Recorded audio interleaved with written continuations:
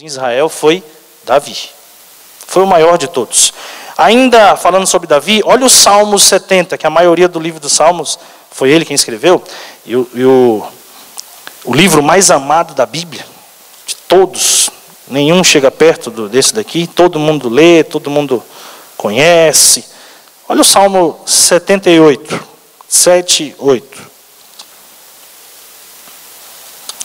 Salmo 78. Falando ainda sobre Davi, olha o que diz a palavra de Deus. 78, verso 70, Salmo grande. Verso 70 diz assim: escolheu, falando de Deus, né? Escolheu o seu servo Davi e o tirou do aprisco das ovelhas, do pastoreio de ovelhas, para ser o pastor de Jacó, seu povo, de Israel, sua herança. E de coração íntegro, Davi os pastoreou, com mãos experientes os conduziu. Olha o que diz a Bíblia, né? Deus tirou Davi de uma função simples, de uma funçãozinha, cuidava de ovelhas, um pastorzinho que ninguém acreditava, e Deus colocou ele como rei de Israel, o maior de todos. Quando chega no Novo Testamento, olha que coisa maravilhosa no livro de Mateus, fala sobre Davi. Mateus capítulo 9. Olha como Jesus era identificado pelas multidões. Olha como as multidões chamavam Jesus. Mateus 9, olha o versículo 27. Verso 27 diz assim, do capítulo 9: saindo Jesus dali, 2 cegos o seguiram, clamando: filho de... tem misericórdia de mim. Jesus era identificado como filho de Davi. Olha que maravilha. Jesus, Deus, quando esteve aqui na terra, as pessoas identificaram ele como filho de Davi. E de fato, Jesus é descendente de Davi. Jesus é da família de Davi. O sangue de Davi realmente corria naquele sangue santo de Jesus também. Jesus é identificado como filho de Davi. Várias vezes na Bíblia o povo fala filho de Davi para Jesus. Ainda mais um texto, e esse é o que eu acho mais maravilhoso de todos. Atos, vai para frente um pouquinho, Atos. Esse daqui é um daqueles textos que a gente passa correndo, Atos 13. Mas ele é bem conhecido, o termo que ali é dito é bem conhecido por todos no meio cristão. Atos 13, 22, diz assim, Paulo está contando a história e tal, do povo de Deus, e diz assim, 13, 22, depois de rejeitar Saul, que foi o primeiro rei de Israel, levantou-lhes Davi como rei, sobre quem testemunhou, Deus testemunhando, tá? Encontrei Davi, filho de Jessé, homem segundo o meu... E daí o mundo cristão, nós chamamos Davi de o homem segundo o coração de... Olha que coisa maravilhosa, irmãos. A Bíblia fala que Abraão foi amigo de Deus. A Bíblia também fala que Eliseu era homem de Deus. Olha que maravilha. Agora quando chega em Davi, diz assim, um homem que tinha um coração igual ao coração de Deus. Um homem tremendo, o maior rei de Israel. E nós estamos na série O Ponto da Virada. Algumas pessoas que tiveram a vida tremendamente transformadas na Bíblia, chegaram onde chegaram, eram pessoas simples, mas chegaram em posição de destaque, viveram experiências tremendas, e houve um momento em sua vida que determinou tudo isso. Qual foi o ponto da virada na vida de Davi? Antes ainda de falar do ponto da virada da vida de Davi, porque você pode ver ele em séries, na TV, na Bíblia, o pastor falando tudo isso dele, mas nem sempre a vida de Davi foi cheia de glamour, viu? Abre em 1 Samuel 16. Olha só o que aconteceu com a vida do cidadão chamado Davi, antes de ser esse rei tremendo aí. 1 Samuel, lá no início da Bíblia. 1 Samuel 16. Samuel era um profeta, um grande homem de Deus, o filho de Ana, um homem maravilhoso, um homem poderoso. E Deus estava insatisfeito com o rei, tinha um rei lá maluco, endemoniado. E Deus queria trocar o rei. Deus já tinha determinado, o rei vai sair daí, não quero mais esse. E Deus mandou Samuel numa vila bem pequenininha para escolher o novo rei de Israel. E o Samuel chega. Verso 1, olha o que diz ali, 16, verso 1. O Senhor disse a Samuel, até quando você irá se entristecer por causa de Saul? Eu o rejeitei como rei de Israel. Encha um chifre com óleo e vá a Belém. Eu enviarei a Jessé. escolhi um de seus filhos para fazê-lo rei. Samuel, porém, disse: como poderei ir? Saul saberá disso e me matará. O Senhor disse: leve um novilho com você e diga que foi sacrificar ao Senhor. Convide Jessé para o sacrifício e eu lhe mostrarei o que fazer. Você irá ungir para mim aquele que eu indicar. Samuel estava com medo, tá? O Saul mandava matar todo mundo. Qualquer um conspirasse contra ele, e o Saul já sabia que Deus iria colocar uma outra pessoa no lugar dele. E ele só queria descobrir quem era para matar. E o Samuel recebe uma ordem de Deus, só que Samuel falou assim: se eu for lá, Saul me mata. E Deus, de uma certa forma, deu uma ajuda para ele. Fala que está indo fazer um sacrifício. E muitas pessoas gostam de ficar debatendo sobre isso, né? Deus mentiu, Deus inventou e tal. Esse não é o tema dessa noite. Um outro dia a gente explica isso daí. E Deus mandou ele para lá e ele passou por ali e o povo ficou assustado. O próximo verso, olha só. Diz que o povo ficou assustado. Olha o verso 4. Samuel fez o que o Senhor disse. Quando chegou a Belém, as autoridades das cidades foram encontrar-se com ele, tremendo de medo, e perguntaram: vens em paz? Respondeu Samuel: sim, venham em paz. Vim sacrificar ao Senhor. Consagrem-se e venham ao sacrifício comigo. Então ele consagrou Jessé e os filhos dele e os convidou para o sacrifício. Quando chegaram, Samuel viu Eliabe e pensou: com certeza é esse que o Senhor quer ungir. Deixa eu dizer uma coisa para você sobre Eliabe. Samuel sabia que era um dos filhos de Jessé. E Samuel disse para Jessé: tragam todos os seus filhos para cá, traga eles. Vou escolher um deles para ser rei. Estava com o chifre ali para poder colocar o azeite na cabeça do cidadão, que ia ser rei. Era a forma de coroar daquela época, o novo rei. Trouxe os filhos e colocou ali. Quando ele viu o mais velho, tal de Eliabe, disse que no coração dele ele disse assim: é esse aí. Porque Eliabe era o que mais parecia com Saul. Lembra que a Bíblia fala que não havia homem mais bonito em Israel na época do que Saul? O Saul era grandão, bonitão, musculoso. E o Eliabe era homem de guerra. E o povo de Israel estava apanhando dos vizinhos. E o Samuel olhou e disse assim: é esse que Deus quer. Bonitão, fala inglês, já aprendeu até mandarim. É esse. Esse daí formou aí na UNB, já passou em três vestibulares aí, da FUVEST, medicina. Ele olhou o currículo e falou: é esse daí. E quando ele está indo na direção, Deus põe a mão no peito de Samuel e fala: espera aí. Olha o próximo verso. Samuel está indo, ungiu o homem, e Deus segura Samuel. Verso 7. O Senhor, contudo, disse a Samuel: não considere sua aparência, nem sua altura, pois eu o rejeitei. O Senhor não vê como o homem. O homem vê a aparência, mas o Senhor vê o... Se tem um dia em que nós iremos ter muitas surpresas, esse vai ser o dia do juízo final. Olha o irmão Demilson Carvalho aqui, não? É mesmo? Ô, irmão Demilson, tudo bem? O senhor nem vai lembrar de mim, eu era recém-batizado, eu ia na tua casa, com o Ednei, lembra? Rapaz, que satisfação revê-lo, rapaz. Vivo ainda. Esse é homem de Deus, viu, gente? Esse é homem de Deus. Eu era recém-batizado, eu ia lá, ouvia o programa, domingo à noite. Luzes, como é? Luzes para o que mesmo? Como era o nome do programa? Ainda está no ar? Ó, o rapaz está lá. 25 anos e 6 meses. Luz para o mundo. Campinas e região, olha ele aqui. É um homem de Deus, viu, gente? Está aqui, ó, o cartão. Isso aqui é algo que, se você puder, inclusive, ele não está pedindo, eu que estou pedindo, contribuir para que isso continue no ar, ele aceita, viu, a contribuição. Eu era um dos contribuintes quando estava lá em São Paulo. Já levou muitas pessoas a Cristo, esse homem de Deus aí, viu? Bom revê-lo, viu? Bom revê-lo, bom revê-lo. Vamos lá, estávamos aqui no Eliabe, né? Estávamos aqui no Eliabe. E o Eliabe, o tal do Samuel, estava errando. Você viu que era um profeta errando? O profeta, o vidente de Deus, já estava olhando para a beleza, para a aparência. Imagina se fosse hoje. Hoje não é tudo dessa maneira? Você reconhece as pessoas pela altura, formosura, academia, não sei o quê. Não é assim que o povo está atrás disso hoje?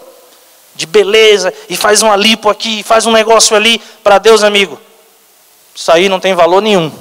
Tá? Para Deus isso aí não tem valor nenhum. Cuide da sua saúde, tenha qualidade de vida. Mas cuidado com esse negócio de ficar buscando a beleza a qualquer preço aí, viu? A qualquer custo. Deus não vê como vê o homem. Deus não vê como vê o homem, Deus vê o coração. O que Deus está vendo no teu coração nessa noite aqui? Deus está vendo no teu coração. Ele sabe o que vai no teu coração. A gente põe a nossa melhor roupa, vem à igreja e tal, mas Deus está interessado no coração. É lá. É lá que mora os verdadeiros segredos do homem, e Deus conhece. E Deus conhece. E o Samuel olha para o cidadão, já vai ungido, Deus fala, não, ele desiste. Aí vamos continuar. Olha só o verso 8. Então Jessé chamou Abinadab, o outro filho, e o levou a Samuel. Ele, porém, disse, o Senhor também não escolheu esse. Em seguida, Jessé levou Samar a Samuel, mas esse disse, também não foi esse que o Senhor escolheu. Jessé levou a Samuel 7 de seus filhos, mas Samuel lhe disse, o Senhor não escolheu nenhum desses. Então perguntou a Jessé, esses são todos os filhos que você tem? O Samuel não estava entendendo mais nada. Veio o bonitão, não era. Veio o outro que era inteligente, não era. Um atrás do outro, o Samuel estava ficando chateado já. Deus está brincando comigo. Me mandou aqui hoje, viajei e tal, e nada. Como é que é? E Deus disse, não, esse daqui também não. Esse daqui, sim, muito menos esse. E esse daqui? Vou nem falar mais nada, Samuel. Passaram todos os filhos de Jessé, você está brincando comigo? Cadê teus filhos? Olha o que diz o texto. Volta para a Bíblia. Jessé respondeu, eu estou no verso 11, ele perguntou, né, são todos os filhos que você tem? Olha a resposta de Jessé, verso 11, metade do verso. Jessé respondeu, ainda tenho o caçula, mas ele está cuidando das ovelhas. Samuel disse, traga-o aqui, não nos sentaremos para comer enquanto ele não chegar. Você percebeu uma coisa que o texto não disse aqui? Quando o Samuel disse, traz todos os teus filhos, ele não deveria ter trazido Davi também? Por que você acha que o pai não mandou buscar Davi? Nem o pai acreditava nele, amigo. Ele falou, se ele vai ungir alguém aqui para ser rei, vai ser meu filho mais velho. Ou então eu posso até errar, é o outro, mas Davi era um adolescente, irmãos. A Bíblia fala a descrição de Davi. Continua lendo o próximo verso ali. Olha a descrição de Davi. Vê se alguém pode escolher um cidadão desse para ser rei. A gente parou no verso 12. Verso 12. Jessé mandou chamá-lo e ele veio. Ele era o quê? Ruivo, de belos olhos e boa. Aqueles menininhos bonitinhos da classe dos adolescentes, sabe? Rostinho vermelhinho, né? Rubro assim, tal. Você imagina, o pastor Antônio vai embora e fala assim, vamos escolher um pastor para a igreja aqui. Vai lá na classe da Regina, os adolescentes. De jeito nenhum. Não, lá não. Pegar uns meninos. Deus fez isso, irmãos. Deus foi lá na classe dos adolescentes e falou assim, eu quero um menino daqui. Samuel olhou e não acreditou. Falou, só Deus mesmo.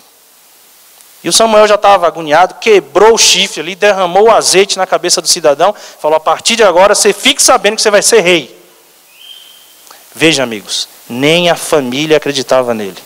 O maior rei de Israel, um dia, foi desacreditado até pela família. Até pela família. Ninguém botava fé. Isso parece familiar a você? As pessoas esquecem de você também? Já foi esquecido muitas vezes também? Não era o queridinho da família, não era o queridinho da casa? Se esforça, ninguém reconhece? Você está bem acompanhado. Davi passou por essa situação também. Onde foi o ponto da virada? Era um cidadão que cuidava de ovelhas. O trabalho mais humilde de todos na época do povo de Israel, tá? Se tinha um trabalho para pobre, se tinha um trabalho para gente que não cresceu, que não se desenvolveu, era pastor de ovelhas, tá? Não estudou, não fez nada, não se deu bem e vai ser pastor. Era assim que dizia. Hoje tem que fazer faculdade, né? No tempo de Davi não precisava não, vai cuidar de ovelha, vai ficar lá cheirando ovelha o dia inteiro. Trabalho para o menor não se dá sempre mal em casa, não é assim? Depois que cresce, quando é pequeno se dá bem, né? Depois que cresce se dá mal, é o menorzinho. Eu lembro disso, eu tinha uma televisão só em casa, eu queria assistir jogo, minha irmã queria assistir novela.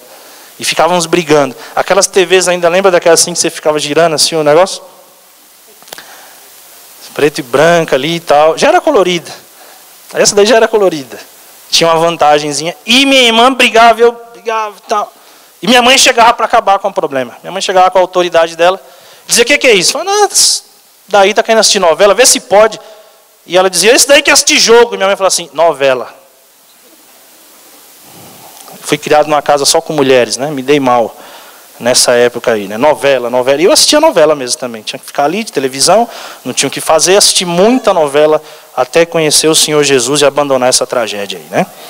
Então veja, o Davi se deu mal a vida inteira, mas teve algum momento que aconteceu um ponto da virada no coração de Davi.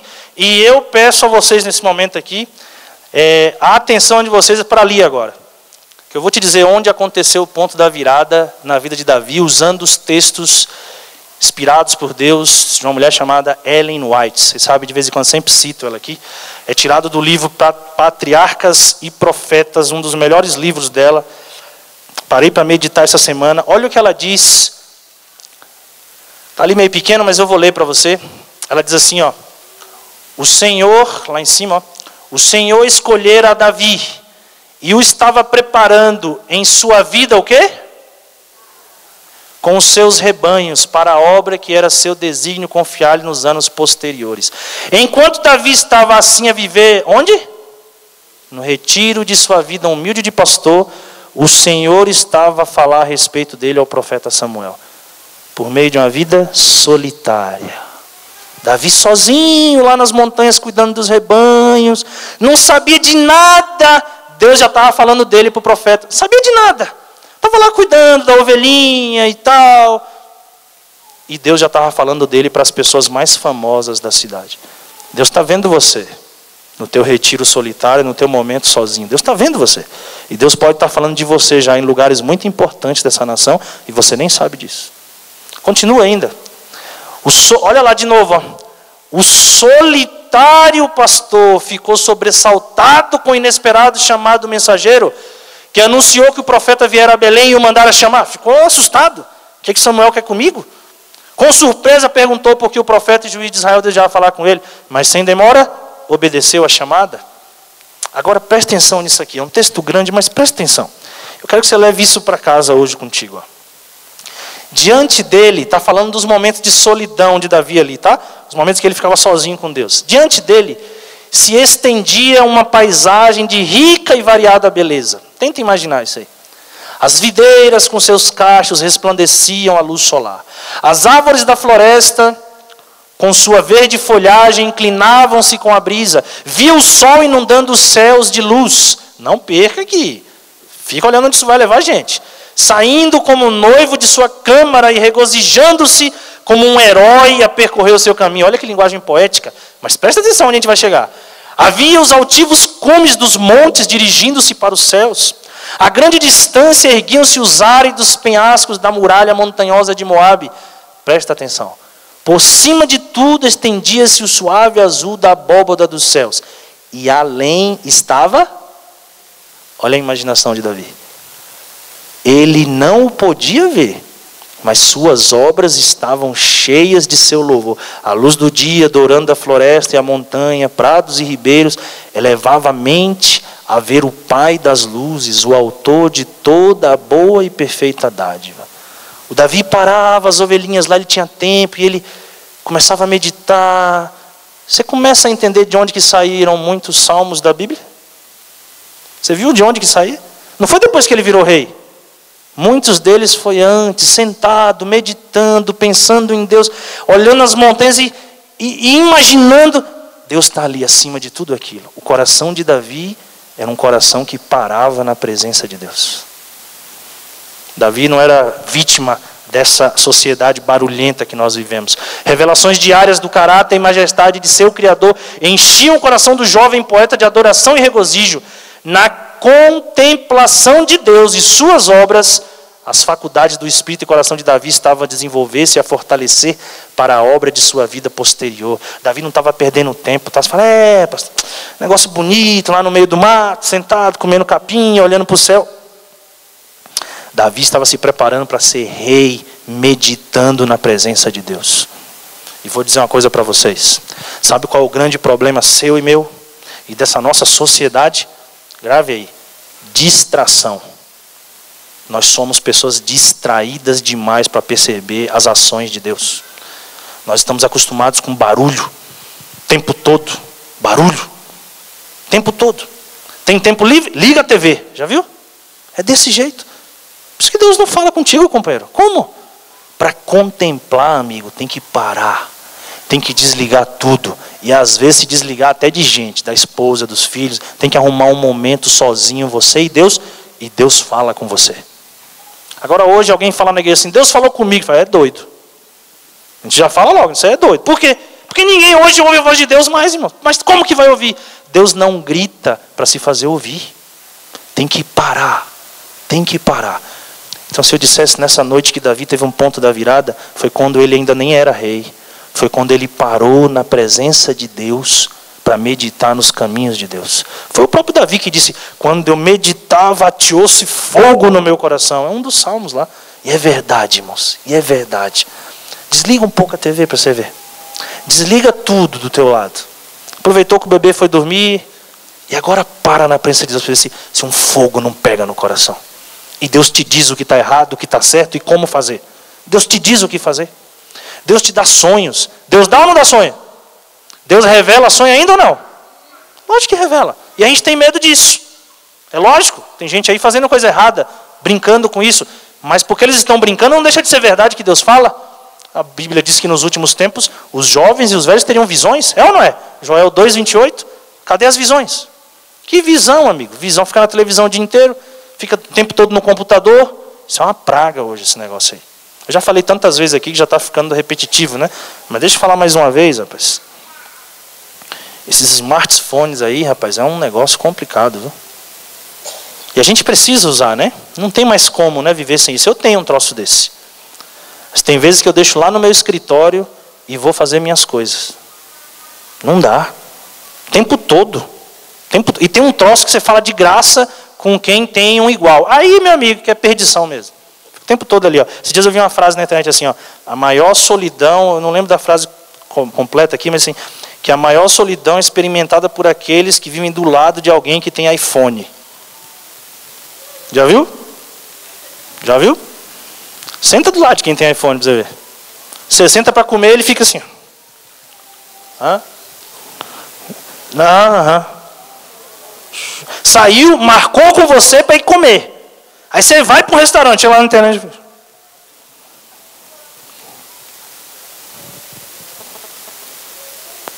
E esses dias eu coloquei essa frase na internet e minha esposa olhou para o lado, eu tenho um troço desse, ela falou, aham.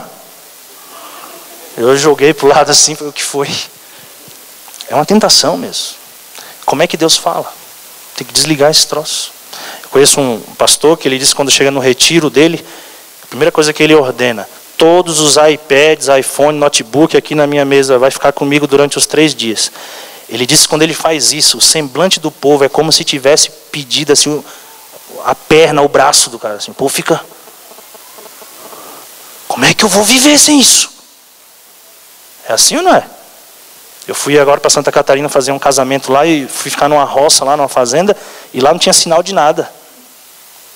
E parece um vício de um crack, assim, você fica... Tem que ir para a cidade, para pegar a área e tal. Aí Deus não fala com o cidadão. Aí vai vivendo a vidinha aí de qualquer jeito. Aí vai vivendo de qualquer jeito. Olha o que diz ela ainda aqui, ó. Deixa eu continuar aqui.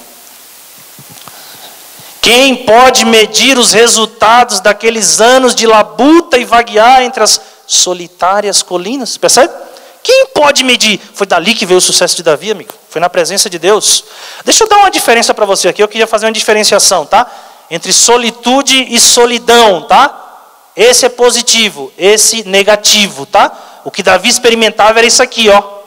Não tinha esse termo ainda, então ele não tinha esse termo aqui ainda, solitude. Então Ellen White usava aquele ali. Mas foi isso aqui que ele experimentou, tá? O que é solitude? Solitude é o estado de privacidade de uma pessoa. Não significando propriamente estado de solidão. Não quer dizer que ele está em solidão. Vamos ver a diferença aqui, ó. Pode representar o isolamento e a reclusão voluntários, né? Ou impostos. Porém, não diretamente associado ao sofrimento. Não quer dizer que o cidadão está sofrendo. Ele simplesmente decidiu, vou ficar sozinho nesse horário. Não tem mulher, não tem filho, vou ficar sozinho. Não tem igreja, não tem telefone.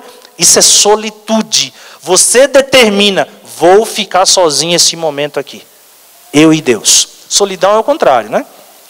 Solidão aqui diz assim, ó. Diferente da solidão, ó, que em sua essência é o estado emocional do indivíduo que deseja ardentemente uma companhia e não Não tem. Pode estar cercado de amigos, está na igreja, a igreja está lotada, mas ele sozinho.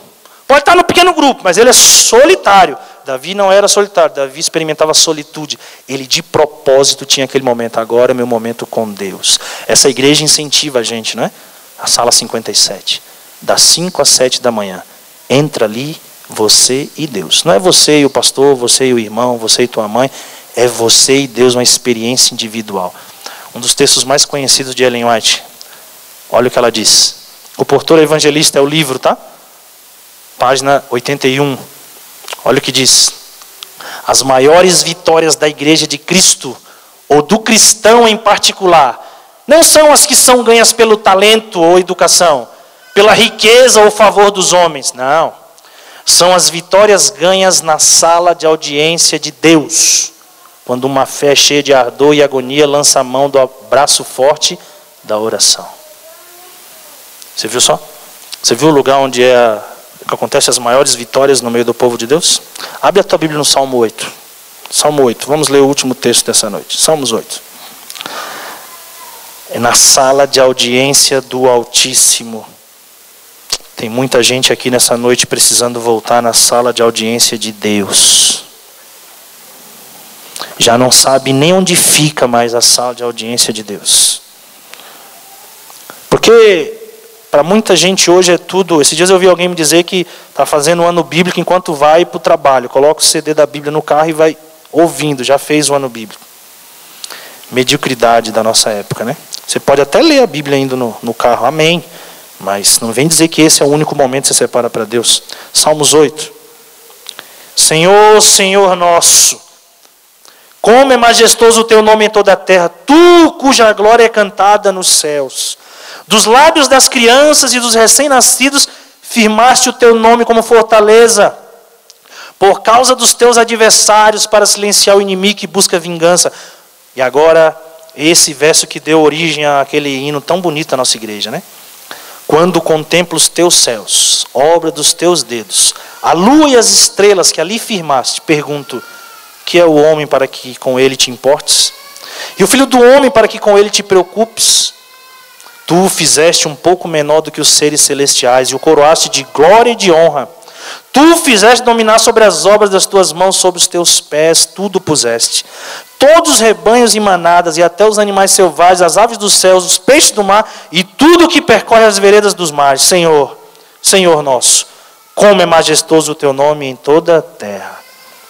Um cidadão que para meditar nas estrelas, na lua, as coisas bonitas de Deus, é um cidadão que tem o coração pulsando na mesma pulsação do coração de Deus. Ele respeita Deus. Quando ele contempla a natureza, meu Deus do céu. Você sabe que o cidadão chamado Charles Darwin, aí, o pai do evolucionismo, diz que para ele era muito complicado toda vez que ele via um pavão, sabia? A história confirma isso daí. Ele dizia que os animais vieram de qualquer jeito, aquela explosão, aquele negócio, mas quando ele via um pavão, quando o pavão abria aquela apavorada,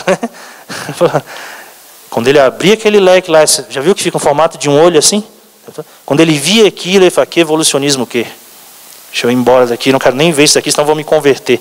Não tinha como, amigo, não dizer que aquilo ali não é uma coisa criada por Deus, absurdo.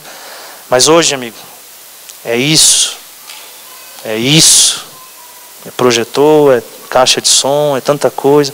Quem para na presença de Deus hoje? O ponto da virada na vida de Davi foi quando ele parou na presença de Deus. E para te animar, o último texto da Bíblia, 1 Crônicas 16. Para que você vá para casa com a decisão de ser semelhante a Davi.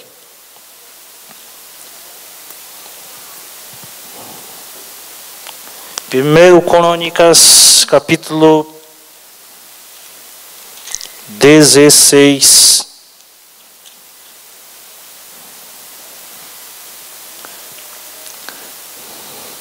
Se você achou o primeiro, acha o segundo aí também. É no segundo, tá? Segundo livro das Crônicas dos Reis de Israel.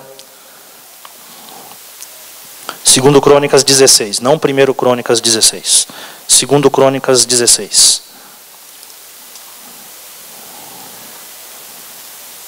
Olha o que diz a palavra de Deus no versículo 9.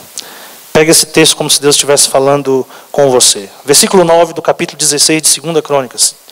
Pois os olhos do Senhor estão atentos sobre toda a terra, para fortalecer aqueles que lhe dedicam totalmente o coração.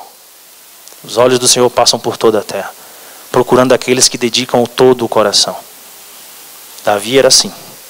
Davi dedicava o coração a Deus. E onde todos viam somente um pastor, Deus viu um rei. As pessoas olhavam e falavam assim, um moleque. Lembra do Golias? Golias olhou assim, esse moleque seco. Vem, que absurdo. E todo mundo olhava o gigante e tremia de medo. Era assim ou não era? Todo mundo com medo. E o Davi chegou lá e falou assim, eu resolvo isso aí. 2 minutos, dá para mim. E o Saul falou, você não pode, rapaz, você é pequeno. Não. Coloca essa roupa aqui. Ele colocou, começou a andar, falou, não, isso aqui não dá certo. Eu vou com ele, eu vou lutar contra ele com a minha fé, e não com as suas armaduras. Davi olhou para o gigante. O gigante olhou para Davi e falou, tá bom, não tem outro, deixa eu esmagar logo esse daqui. Diz que o gigante usava uma armadura, o corpo inteiro não tinha como passar nenhuma flecha. Nada podia entrar no gigante. Como é que Davi... O gigante desprezou ele, tirou o capacete. Davi falou, é ali mesmo. O povo olhava para o gigante e dizia, é muito grande, não dá. Davi olhava para o gigante e dizia, é muito grande, não tem como errar. A diferença é que o coração de Davi pulsava na mesma pulsação do coração de Deus. Quando o gigante se levantar na tua vida, derruba com a pedra da fé que vai no coração daqueles que param e meditam no Senhor. Todas as coisas são possíveis àquele que crê. Não tenha medo de gigante. Para que ter medo de gigante? Sabe por que Davi não tinha medo daquele cidadão lá de quase 3 metros de altura? Porque Davi contemplava aquele, meu amigo, que é do tamanho do universo. Como é que vai ter medo de um Golias? Sabe, para mim, o verdadeiro gigante é Davi. Golias é um anão. E aqueles que confiam em Deus se tornam gigantes. Sai nessa semana com a decisão de parar na presença de Deus, irmãos. Chega de tanto barulho. Depois não tem jeito, né? Tem que ligar o celular. Depois tem que ir lá para a internet. É verdade, tem que usar essas coisas, não tem. Mas por favor, tenha o seu momento com Deus. E deixa Deus revelar para você o que Ele quer. Samuel já pode estar por aí falando de você. E você não sabe nada disso. Por quê? Porque não para na presença de Deus. Entre as 5 e as 7 da manhã, tenha um momento com Deus. Deus vai falar contigo. Amém? Vamos orar? Vamos nos levantar? Vamos orar? Vá para casa com a decisão de parar na presença de Deus. Foi assim que Deus transformou a vida de Davi. Na semana que vem vamos falar de Moisés. Ponto da virada na vida de Moisés. Vamos orar. Senhor Deus e Pai, quão grande é o teu nome em toda a terra. As pessoas podem até não parar para perceber, mas o Senhor é grande. O Senhor é santo. O Senhor é digno de todo louvor e toda exaltação. O Senhor destruiu o poder do inimigo, Senhor, de uma maneira que nós nunca imaginaríamos, enviando um bebê para essa terra. Os teus planos nunca serão frustrados.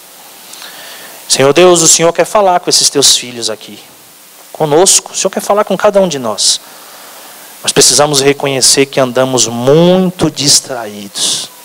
É muita televisão, é muito aparelho eletrônico, é muita conversa fiada, com gente que se diz espiritual até. É hora de buscarmos diretamente da fonte, na sala de audiência do Altíssimo.